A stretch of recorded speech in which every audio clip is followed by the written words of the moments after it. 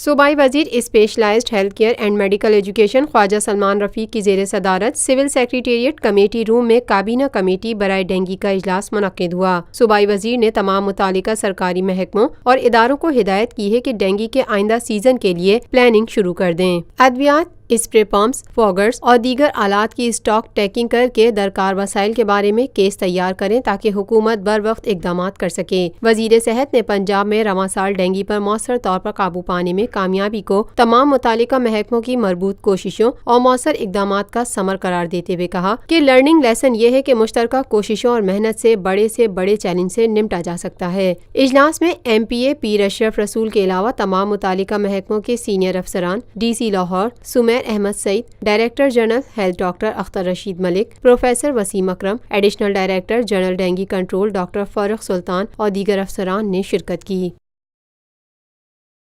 Lotus Lake Towers, a groundbreaking endeavor by Lotus Properties۔